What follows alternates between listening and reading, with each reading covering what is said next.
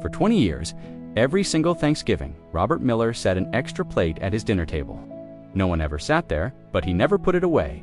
Neighbors whispered about it, his friends stopped asking, and even his own relatives felt a bit awkward.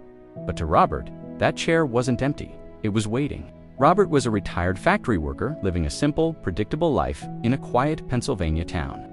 But 20 years ago, his world fell apart.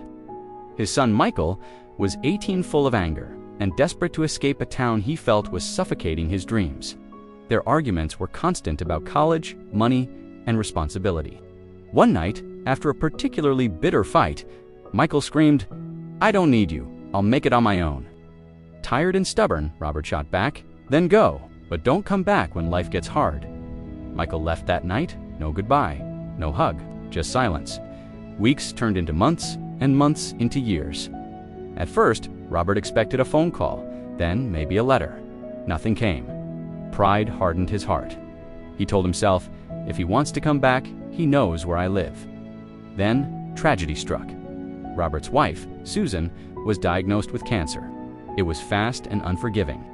On her last night, she held Robert's hand and whispered, "Promise me you won't stop waiting for him." She passed away before sunrise. The house grew unbearably quiet after that. Robert kept going, surviving day by day, but the joy was gone. Every holiday was a painful reminder of the son who never came home. Yet, he always kept that chair, just in case, he'd say. Years rolled by. One freezing winter evening during a heavy snowstorm, a knock echoed through the silent house. Robert wasn't expecting anyone. He opened the door, and his heart stopped. A man stood there, soaked and shivering, holding a backpack. His beard was untrimmed, his eyes were tired, but they were hauntingly familiar. "Dad," the man said softly. "I'm sorry," Robert's voice cracked. "Michael." Michael nodded. "I didn't know where else to go."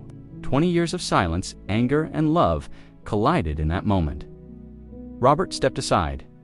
"Come in," he said. "It's cold." They didn't talk much that night. Michael ate quietly, finally sitting in the empty chair. Robert just watched him, almost afraid he'd disappear if he blinked.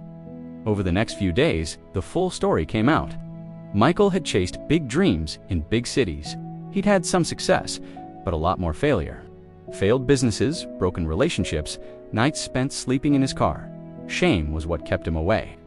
"I thought I had to prove something," Michael admitted, "but I just ended up losing everything." Tears filled Robert's eyes.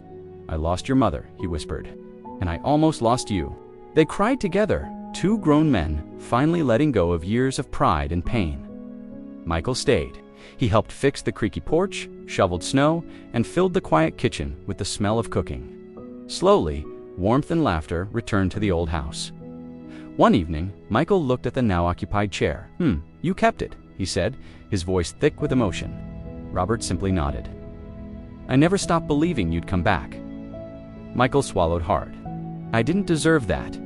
"No," Robert replied gently, "but you needed it." Years later, on another Thanksgiving, the table was full. Children's laughter echoed through the house. The extra chair was no longer empty. Robert looked at his family, a real smile on his face for the first time in decades.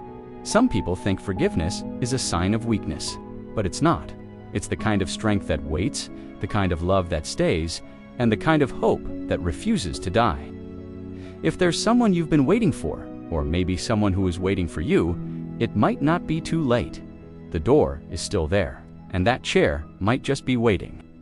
Thanks for watching.